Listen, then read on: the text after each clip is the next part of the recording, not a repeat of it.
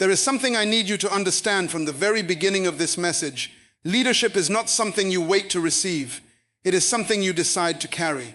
The world has trained many people to believe that leadership is a title, a position, or a future appointment. But the truth is far deeper than that. Leadership is a posture. It is a mindset. It is a way of carrying yourself before you ever stand before people. And I want to challenge you today. How are you carrying yourself? Because long before people follow your words, they are responding to your presence. Long before they listen to your ideas, they are reading your discipline. Long before they respect your position, they are observing your character. Leadership is not introduced by announcement. It is revealed through attitude, behavior, and conviction. There are people who carry greatness on the inside but live small on the outside because they have not yet understood this truth. You cannot walk in leadership while thinking like a follower. You cannot dominate your destiny while shrinking your identity. And you cannot fulfill divine assignment while carrying yourself with insecurity, hesitation, and fear. God never created you to blend in. He created you to represent, to influence, to shape environments, and to carry authority wherever you go. But that authority is not loud, it is rooted. It is not arrogant, it is anchored. It is not self-made, it is God-given. And until you understand who you are, you will always underestimate what you carry. So today I want you to lean in, because this message is not about motivation. It is about transformation. It is about shifting how you see yourself, how you speak, how you walk, how you think, and how you show up in every space of life.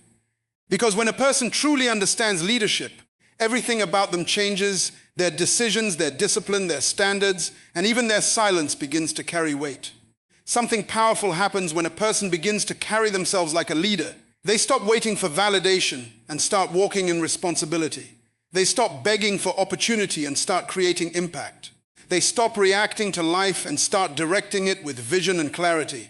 And I want to declare this over your life from the very beginning. You are not ordinary. You are not accidental. You are not called to drift through life without direction. There is something placed inside you that demands expression, influence, and leadership. But here is the question that will shape everything you hear today. Are you carrying yourself like the leader God already called you to be? Because if you are not, then this message is not just for inspiration. It is for awakening. Leadership does not begin with influence. It does not begin with followers. It does not begin with the platform, a microphone, or a position. Leadership begins with something far deeper, something far more foundational, something most people overlook and yet cannot afford to ignore: identity. If you do not know who you are, you will always mismanage what you are called to do. And if you do not understand your identity in God, you will always attempt to lead from insecurity instead of authority, from confusion instead of clarity, from imitation instead of revelation. Genesis 1:27 declares a truth that dismantles every excuse and every limitation placed on human thinking. So God created man in his own image. In the image of God, he created him. That statement is not poetic language. It is spiritual architecture. It is the blueprint of human identity. It means that before you were assigned a function, you were given a reflection. Before you were given a responsibility, you were given resemblance. Before God called you to do anything, he defined who you are. And here is where many people struggle. They try to perform before they are established. They try to lead before they are rooted. They try to influence before they are anchored in identity. But leadership without identity becomes performance. It becomes imitation. It becomes pressure without purpose. Because when you do not know who you are, you will spend your life trying to become someone else's version of success instead of walking in God's original design for your life. To be created in the image of God means you carry divine representation. It means your life is not accidental. It is intentional. It means your existence is not random. It is reflective. You were designed to reflect God's nature in the earth, his wisdom, his order, his authority, his creativity, his dominion. That is why leadership is not something you chase. It is something you reveal. It is already embedded in your design. The problem is not that people lack leadership. The problem is that many have not discovered the identity that produces leadership. When a person does not understand identity, they become dependent on validation. They need applause to feel significant. They need recognition to feel valuable. They need acceptance to feel worthy. But when identity is rooted in God, validation becomes unnecessary for confidence. You no longer lead from approval. You lead from awareness. Awareness that you are created in his image. Awareness that you carry his imprint. Awareness that your life is a reflection of divine intention. This is why identity is the foundation of leadership. Because identity determines authority. You cannot exercise authority over what you do not understand about yourself. If you see yourself as inferior, you will lead inferior. If you see yourself as unqualified, you will lead with hesitation. If you see yourself as ordinary, you will treat your assignment as optional. But when you understand that you are created in the image of God, something shifts in your posture, your thinking, your speech, and your decision-making. Leadership is not loud confidence. It is rooted identity. It is not arrogance. It is awareness of divine origin. It is not domination, it is representation. A true leader does not walk into a room trying to prove something. They walk in knowing something. I carry the image of God, and therefore I carry responsibility, influence, and authority. And this is where transformation begins. Because when identity is clear, behavior follows. A person who understands their identity in God does not waste time on insecurity. They do not shrink themselves to fit environments that were never designed to contain them. They do not compromise their values to gain acceptance. They do not dilute their purpose to avoid rejection. Why? Because identity produces stability. Let me take you deeper. If you are created in the image of God, then your leadership is not self-generated, it is God-reflected. That means you do not create leadership, you express it. You do not manufacture authority, you manifest it. You do not invent purpose, you discover it. This removes pressure from performance and places responsibility on alignment. The question is no longer, how do I become a leader? The question becomes, am I aligned with who God already says I am?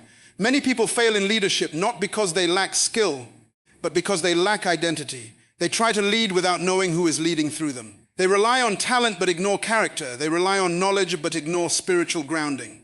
But true leadership flows from identity rooted in God, not ambition rooted in self. And here is a truth that must settle deeply in your spirit. Confusion about identity always leads to compromise in leadership. When you are unsure of who you are, you will accept anything. You will tolerate anything. You will become anything. But when identity is established in God, your leadership becomes disciplined, focused, and intentional. You begin to walk differently, speak differently, and decide differently, not because you are trying to be better, but because you finally know who you are. Genesis 1. 27 is not just a verse to memorize, it is a mirror to stand before. It tells you that your leadership potential is not hidden in your environment. It is embedded in your origin. You were made in His image. That means your thinking can reflect His wisdom. Your decisions can reflect His order. Your leadership can reflect His authority. But it all begins with identity. So hear this clearly. Until you settle who you are in God, you will never fully step into what you are called to lead. Identity is not a part of leadership. It is the foundation of it. And when identity is secure, leadership becomes natural, not forced, powerful, not fragile, stable, not inconsistent. You were not created to guess who you are. You were created to reflect who He is. And the moment you understand that, you stop trying to become a leader and you start carrying yourself like one. There is a truth that must be confronted if you are ever going to walk in real leadership. You cannot lead while being addicted to approval. Leadership was never designed to be a popularity contest.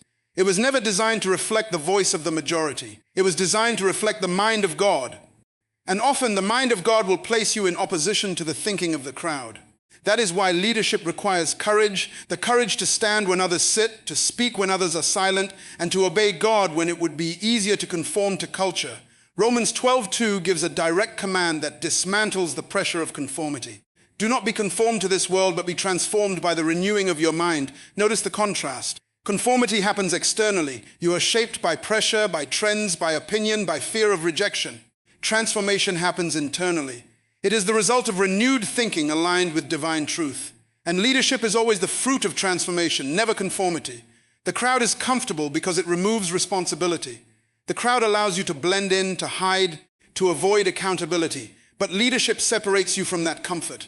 Leadership forces you to think independently under God's direction. It forces you to take responsibility for direction, decisions, and consequences. That is why many people admire leadership in theory but resist it in practice. It demands accountability the crowd never requires. When God calls you to lead, He is not calling you to popularity. He is calling you to responsibility. And responsibility will often place you in lonely places. You will discover that leadership is not always applauded in the moment. It is often misunderstood in the beginning. Because when you refuse to follow the crowd will question you. When you refuse to conform, people will misinterpret you. When you choose obedience over acceptance, you will be labeled as different, difficult, or even disconnected. But understand this clearly. Difference is not a weakness in leadership. It is a requirement. If you look like everyone else, think like everyone else, and act like everyone else, you cannot lead anyone anywhere. Leadership requires separation, not isolation for the sake of pride, but separation for the sake of purpose. God separates leaders so He can shape them without interference from crowd pressures. The tragedy of many lives is not failure, it is conformity. People fail to become what God intended because they were too afraid to be different. They followed the crowd into compromise. They followed majority opinion into mediocrity. They followed cultural pressure into confusion.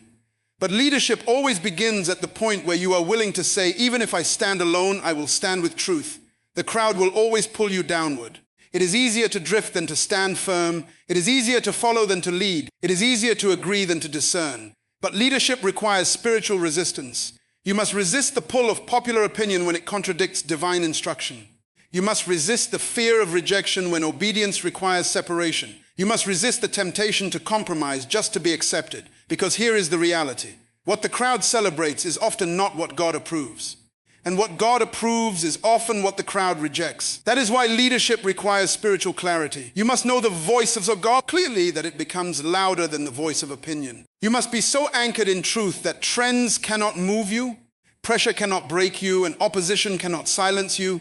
Leadership is not about being against people. It is about being aligned with purpose. Sometimes purpose will isolate you before it elevates you. Sometimes purpose will remove you from familiar environments so that your thinking can be renewed. Sometimes purpose will separate you from the crowd so you can hear God without distraction. And here is a deep truth. Every leader is tested in the tension between approval and obedience. You will constantly face the decision, will I follow what is popular or what is purposeful? Will I choose acceptance or assignment? Will I conform or will I stand? And your leadership is determined by your answer. God never anoints conformity. He anoints conviction. He does not empower those who simply follow voices. He empowers those who follow truth. And truth will often require you to stand where no one stands, to believe what no one believes, and to move when no one moves. Leadership is not about fitting in. It is about standing out for the right reasons. It is about becoming a voice, not an echo. It is about shaping direction, not following drift. It is about having the courage to be different because you are called to lead others into something greater. If you will embrace this, you will discover that leadership is not found in the crowd. It is formed in separation. And those who are willing to stand apart are the ones God uses to change the direction of entire generations. If identity is the foundation of leadership, then character is the structure that sustains it. Without character, leadership collapses under pressure. Without integrity, influence becomes dangerous. Without moral stability, authority becomes destructive. That is why character is not optional in leadership. It is essential. Proverbs 10:9 declares, whoever walks in integrity walks securely, but whoever takes crooked paths will be found out. This is not merely moral advice, it is a leadership principle. Integrity creates security. It stabilizes influence. It protects destiny. But compromise always leads to exposure, instability, and eventual collapse. Many people desire leadership because they see its visibility, but they ignore its foundation. They want influence without discipline, authority without accountability, and position without integrity. But leadership is not sustained by talent. It is sustained by character. Talent may open doors, but character keeps them open. Character is who you are when no one is watching. It is the consistency between your private life and your public life. It is the alignment between what you say and what you do. It is the discipline to do what is right even when it is inconvenient, unseen, or unrewarded. And this unseen dimension is where true leadership is tested. God never elevates characterless leadership, because what is not governed internally will eventually collapse externally. Leadership without character becomes manipulation. It becomes control. It becomes ego-driven authority instead of purpose-driven influence. That is why God is more concerned with shaping your character than expanding your platform. Character is developed in hidden places. It is developed in private decisions, in moments of temptation, in seasons where no applause is present. It is developed when you choose truth over convenience, discipline over desire, and obedience over emotion. These unseen choices determine whether your leadership will last or fail. Many leaders fall not because of lack of opportunity, but because of lack of integrity. They rise quickly but fall suddenly because their foundation could not sustain their influence. Characterless leadership always collapses under pressure, but character-based leadership becomes stronger under pressure. Integrity is not perfection, it is consistency. It is the commitment to remain aligned with truth even when it costs you something. It is the refusal to compromise values for gain, attention, or acceptance. It is the inner conviction that governs external behavior. And without it, leadership becomes unstable and unpredictable. God does not trust influence to those who lack character because influence without integrity is dangerous. It can mislead people, distort truth, and destroy lives. That is why before God expands your leadership, He tests your character. Before He gives you influence, He examines your integrity. Before He entrusts you with authority, He refines your heart. Character also determines sustainability. Many people can lead for a season, but only those with character can lead for a lifetime. Character allows you to endure criticism without compromise, success without pride, and pressure without collapse. It stabilizes leadership through every season of life, and here is a profound truth. People may follow your title, but they trust your character. Titles attract attention, but character builds trust. And without trust, leadership has no lasting impact. You cannot influence deeply without integrity. You cannot lead effectively without consistency. You cannot represent God's purpose without a transformed character. So leadership is not just about what you carry externally, it is about what you cultivate internally. God is not impressed by outward performance if inward character is unstable. He builds leaders from the inside out. He strengthens integrity before He expands influence. He develops character before He releases assignment. If you want to carry yourself like a leader, you must first become a person of character. Because in the end, your influence will never rise above your integrity. And your leadership will never be stronger than your character. Discipline is the hidden foundation behind every lasting leader. It is the difference between potential and performance, between intention and impact, between dreams that fade and destinies that are fulfilled. Many people admire leadership, but very few are willing to submit to the discipline that leadership demands. Because discipline is not emotional, it is intentional. It is not occasional, it is consistent. And it is not convenient, it is costly. When Paul declares in 1 Corinthians 9:27, I discipline my body and keep it under control, he is revealing a leadership principle that many overlook. If you cannot govern yourself, you cannot govern anything else. Leadership begins with self-government. The first person a leader must lead is not a crowd, not a team, not a nation. The first person a leader must lead is themselves. And that leadership is tested in the area of discipline. Discipline is the ability to say no to what is easy so you can say yes to what is right. It is the capacity to resist immediate gratification for the sake of long-term purpose. It is the strength to control appetite, emotion, impulse, and reaction. Without discipline, talent becomes wasted. Without discipline, vision becomes delayed. Without discipline, calling becomes compromised. Many people confuse inspiration with transformation. They get excited about change, but they lack the discipline to sustain it. They start strong but finish weak. They begin with passion but end with inconsistency. Why? Because discipline was never developed, and leadership cannot survive on emotion alone. Emotion is unstable, discipline is consistent. Emotion fluctuates, discipline endures. Great leaders are not defined by what they feel, they are defined by what they practice. They do what is right even when they do not feel like it. They remain committed even when motivation disappears. They stay faithful when results are not immediate. This is the difference between a leader and a follower. A follower depends on feeling, but a leader depends on discipline. Discipline is also the bridge between vision and reality. Many people have vision, but few have discipline. Vision shows you what is possible, but discipline determines whether it becomes reality. Without discipline, vision remains imagination. With discipline, vision becomes manifestation. That is why discipline is not optional in leadership. It is essential. Paul's words, I discipline my body, reveal something profound. Leadership requires internal governance. Your body represents desires, impulses, and appetites. If these are not governed, they will govern you. A leader cannot be ruled by emotions, cravings, or external pressure. Leadership requires mastery over self. The greatest conquest is not over others, it is over oneself. Discipline is developed through repetition. It is not formed in a moment, it is built in patterns. Every time you choose what is right over what is easy, discipline is strengthened. Every time you obey principle over preference, discipline is deepened. Every time you resist distraction and remain focused, discipline is reinforced. Leadership is not born in moments of inspiration. It is formed in moments of consistency. There is a reason why discipline feels difficult. It opposes human nature. Human nature seeks comfort, convenience, and ease. Discipline demands sacrifice, structure, and effort. That is why many resist it. But leadership cannot be sustained by comfort. Comfort produces weakness. Discipline produces strength. A disciplined leader understands delayed gratification. They understand that growth takes time. They understand that success is not instant. It is built. They are willing to invest today for results tomorrow. This mindset separates leaders from those who only desire leadership. Desire is not enough. Discipline is the proof of desire. In leadership, discipline governs time. It determines how you use your hours, your focus, and your priorities. A disciplined leader does not waste time on distractions. They understand that time is a leadership resource, not a personal luxury. How you manage your time reveals how you value your assignment. Indiscipline in time leads to instability in destiny. Discipline also governs emotions. A leader cannot react impulsively. Reaction is emotional. Response is disciplined. Many lose influence not because of lack of ability, but because of lack of emotional control. Discipline teaches you to pause, to reflect, and to respond with wisdom rather than impulse. It stabilizes leadership under pressure. Furthermore, discipline governs habits. Leadership is shaped by daily habits, not occasional effort. What you consistently do determines who you become. A disciplined leader builds habits that support vision: prayer, study, reflection, planning, and execution. Without disciplined habits, leadership becomes inconsistent and unreliable. Discipline is also spiritual. It is not just self-control. It is alignment with purpose. It is the decision to submit your will to a higher standard. It is obedience when no one is watching.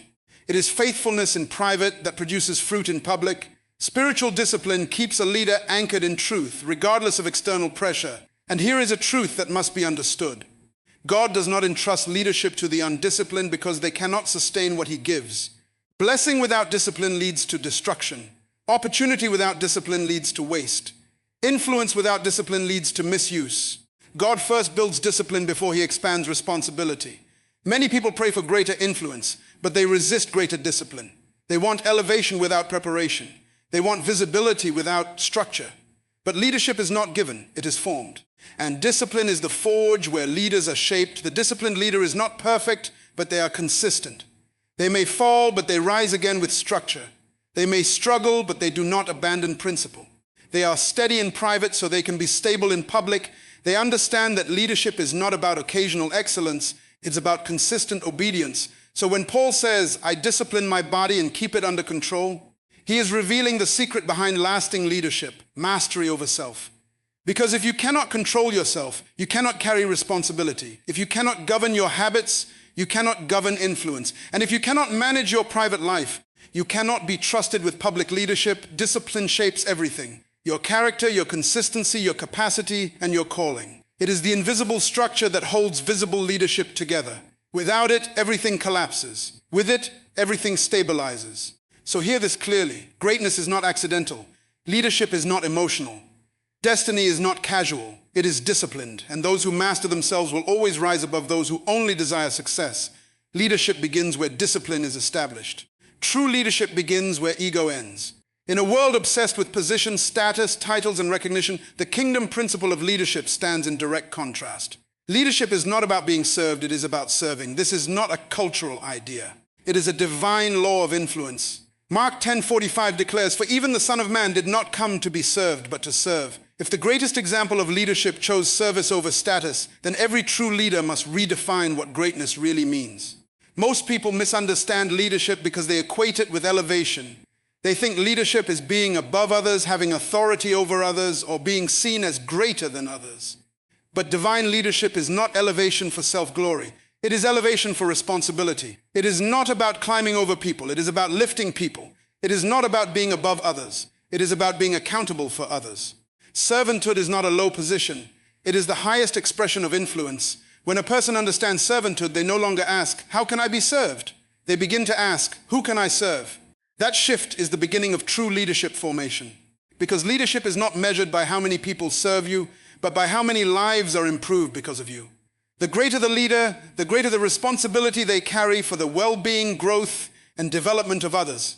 Servanthood destroys selfish ambition. One of the greatest threats to leadership is ego, the desire to be seen, recognized, and celebrated. Ego corrupts intention. It shifts focus from purpose to pride, but servanthood purifies leadership by redirecting focus outward. It removes self-centered ambition and replaces it with purpose-driven responsibility. A servant leader does not ask, "What do I gain, but what do I give?" That is the heart of kingdom leadership. Jesus demonstrated that authority and service are not opposites, they are connected. In fact, authority in the kingdom is released through service. The more you serve, the greater your influence becomes. This is because service builds trust, and trust builds leadership. People do not follow titles, they follow hearts that serve them. Influence is not demanded, it is earned through consistent service. Servanthood also develops humility. Pride isolates leaders, but humility sustains them. A leader who serves remains grounded. They do not become disconnected from the people they lead. They understand struggles, needs, and realities because they are actively involved in serving others. Humility keeps leadership human, approachable, and effective. A servant leader is not threatened by others' success. Instead, they celebrate it. Why? Because their identity is not rooted in competition but in contribution. They understand that leadership is not about being the only voice, but about creating environments where others can thrive. Servanthood removes insecurity and replaces it with confidence rooted in purpose. One of the most powerful aspects of servanthood is that it multiplies influence. When you serve people, you impact lives beyond your immediate reach. Service creates legacy. It builds trust that extends beyond personal presence. Leaders who serve are remembered not for their position, but for their impact. Their influence continues even when they are no longer physically present because they have touched lives through genuine service. Servanthood also refines character. When you serve others, you are constantly confronted with patience, empathy, forgiveness, and sacrifice. You learn to handle people with care, wisdom, and understanding. Service exposes selfishness and replaces it with compassion. It stretches your emotional capacity and strengthens your leadership maturity. Many people desire leadership but resist servanthood. They want authority without responsibility, recognition without sacrifice, and position without process. But in God's order, servanthood comes before leadership. You are not elevated to serve, you are serving your way into elevation. This principle protects leadership from corruption and ensures that those who lead are those who are capable of carrying responsibility. Servanthood also changes how you see people. You no longer view people as tools for personal success, but as individuals with value, purpose, and destiny. You begin to invest in people rather than use them. You begin to build others rather than exploit them. This is the essence of true leadership, the empowerment of others, and here is a deep truth. The strength of a leader is measured by their willingness to serve when it is inconvenient. Anyone can serve when it is easy, when it is visible, or when it brings recognition. But true servanthood is revealed when no one is watching, when there is no reward, and when sacrifice is required. That is where leadership is proven. God trusts servant leaders because they reflect his nature. God himself is the ultimate servant leader. He sustains, provides, restores, and guides humanity. Therefore, when you serve others, you reflect divine character. You are not just leading, you are representing heaven's heart on earth. So understand this clearly. If you want to carry yourself like a leader, you must first learn to carry the heart of a servant. Because greatness in the kingdom is not measured by how many people serve you, but by how many people are strengthened because you chose to serve them. Vision is the internal compass of leadership. Without vision, leadership becomes motion without direction, activity without purpose, and effort without impact.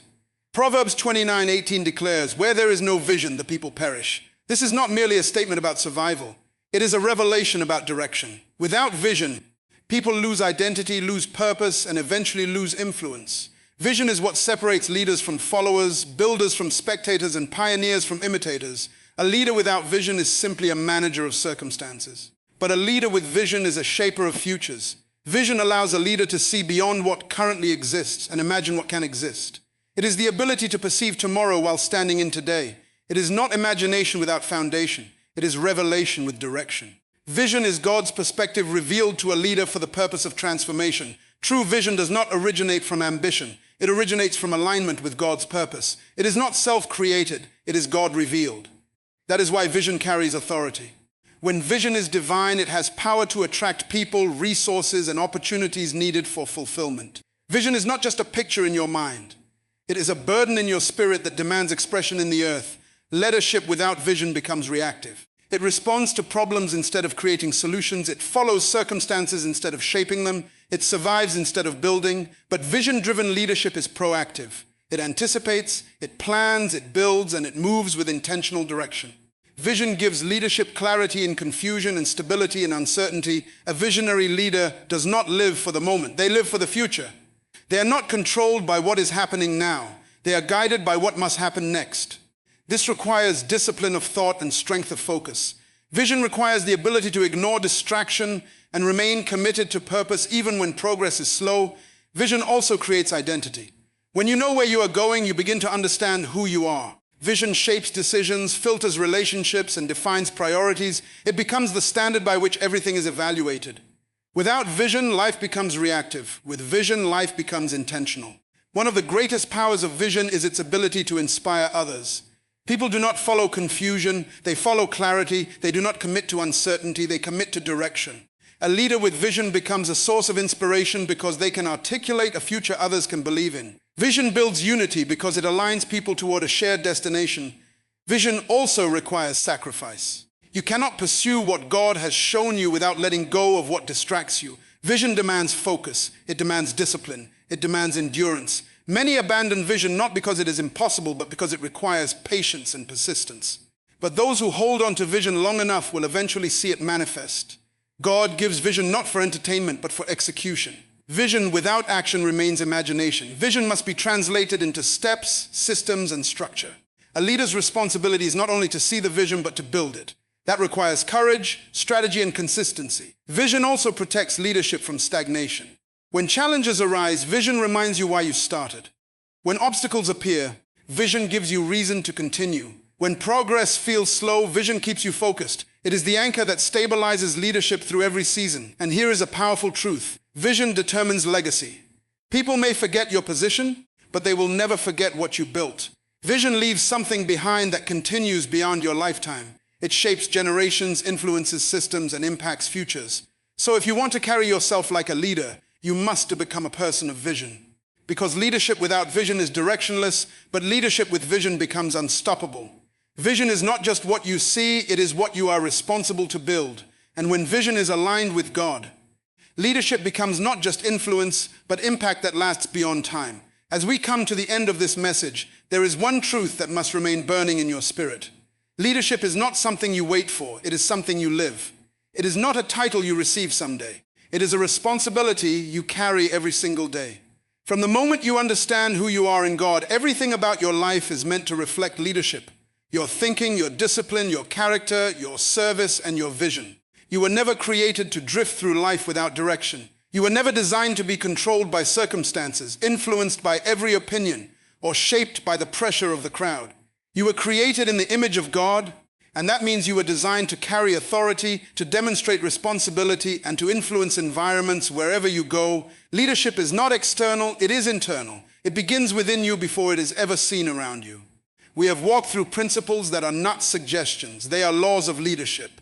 Identity is your foundation. Without knowing who you are, you will never know how to lead.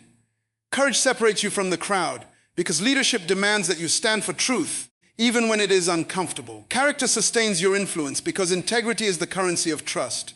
Discipline shapes your life because without self-control, you cannot carry responsibility. Servanthood defines your greatness because true leadership is measured by how many lives you uplift.